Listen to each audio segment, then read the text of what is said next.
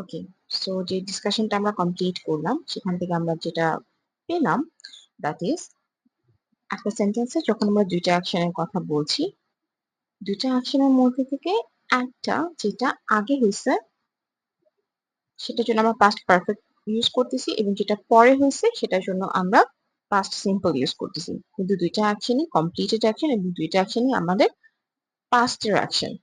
এখন আমরা যেটা দেখবো সেটা হলো পাস্ট পারফেক্ট সিম্পল। আর এখন আমরা দেখবো past perfect continuous tense. Past perfect continuous tense is really easy. এখানে বোঝার জন্য জাস্ট দুইটা জিনিস আছে, দুইটা শব্দকে একটু ক্লিয়ারলি বুঝে নিতে হবে। একটা হলো ফর আর একটা সিন্স। আর পাস্ট পারফেক্ট কন্টিনিউয়াসটা কখন ইউজ করব? খুবই সহজ জিনিসটা, সেটা হলো যে আমরা কতক্ষণ ধরে একটা কাজ করছি। খুবই সহজ একটা জিনিস। পাস্ট পারফেক্ট সিম্পল, কতক্ষণ ধরে আমরা কাজটা করছি, কাজের ডিউরেশনটা বোঝানোর চেষ্টা করতেছি, অথবা কাজটা কখন শুরু করছি সেটা বোঝানোর চেষ্টা করছি, তখন আমরা পাস্ট পারফেক্ট সিম্পল ইউজ করবো। It's very easy. এক্সাম্পল দেখি, এক্সাম্পল দেখলে একদম ক্লিয়ার হয়ে যাবে। I had been writing. had been টা তো আমাদের past perfect এর স্ট্রাকচারের মধ্যে, এবং ওয়েটিংটা কেন হলো? বিকজ এটা কন্টিনিউয়াস বলছি, কন্টিনিউয়াস যখনই থাকবে তখনই আমাদের ভার্বের সাথে আইএনজি তো থাকবেই। সো I had been, এই কথাটা আমরা সবসময় মনে রাখবো যে আমরা যখনই পাস্ট ইউজ করতেছি, পাস্ট পারফেক্ট, পারফেক্টের জন্য হ্যাভ ভার্ব, পাস্ট পারফেক্টের জন্য হ্যাভ ভার্বটা ইউজ করতেছি পারফেক্টের জন্য, এবং হ্যাডটা ইউজ করতেছি যেটা পাস্ট ফর্মে, সেটা পাস্ট পারফেক্টের জন্য বিকজ এটা পাস্ট টেন্স। আর ওয়েটিংটা আইএনজি কেন ইউজ করলাম? বিকজ এটা continuous tense. So this is our structure. I had been ভার্বের সাথে ING. I had been waiting for the bus to arrive. বাসটা আসার জন্য আমি ওয়েট করতেছি ফর 20 মিনিটস। 20 মিনিট ধরে অপেক্ষা করছি। ফর 20 মিনিটস, 20 মিনিট ধরে অপেক্ষা করছি। My mother had been baking. Baking means যে oven baked যে ফুডগুলো থাকে, cake and everything.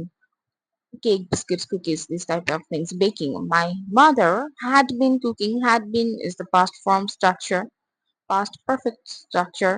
And baking because continuous tense. Since she was 17 years old. Since she was 17 years old. তার যখন 17 বছর বয়স ছিল তখন থেকে সে বেকিং করতেছে। তখন থেকে দ্যাট মিন্স স্টার্টিং টাইমটাকে আমি বোঝানোর চেষ্টা করতেছি। এই দুইটা এক্সাম্পল যদি ক্লিয়ার নাও হয়, লাস্টে যে দুইটা এক্সাম্পল আছে এই দুইটা এক্সাম্পল দিয়ে একদম ক্লিয়ার হয়ে যাবে। দুইটা sentence. My brother had been working on his assignment. একদম ঠিকঠাক, সমান, যা ছিল তাই দুইটা সেন্টেন্সের মধ্যে।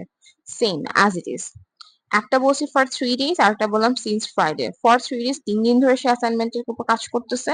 সিন্স ফ্রাইডে, ফ্রাইডে থেকে সে অ্যাসাইনমেন্টের উপর কাজ করতেছে। কতক্ষণ ধরে কাজ করতেছে আমরা সেটা বুঝালাম।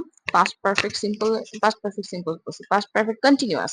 পাস্ট পারফেক্ট কন্টিনিউয়াস এর জন্য আমরা বোঝানোর চেষ্টা করি যে কতক্ষণ ধরে কাজটা পাস্টে, কতক্ষণ ধরে কাজটা হইছে, যেহেতু পাস্টের কথা দ্যাট মিন্স এটা হয়ে গেছে অলরেডি, কতক্ষণ ধরে সে কাজ করছে। একটাতে বলছি 3 ডেজ ধরে কাজ করছে, আর একটাতে বলছি ফ্রাইডে থেকে কাজ করছে। ফর মিন্স আপনি ডিউরেশনটাকে বুঝাচ্ছেন, কতক্ষণ ধরে। সিন্স মিন্স আপনি স্টার্টিং পয়েন্টটাকে মেনশন করছেন। কন্টিনিউয়াস যেটা পাস্ট পারফেক্ট কন্টিনিউয়াস, বিষয়টা এতটুকুই। সো আমরা আজকে দেখলাম কোনটা কোনটা? আমরা আজকে দেখলাম past perfect simple and past perfect continuous.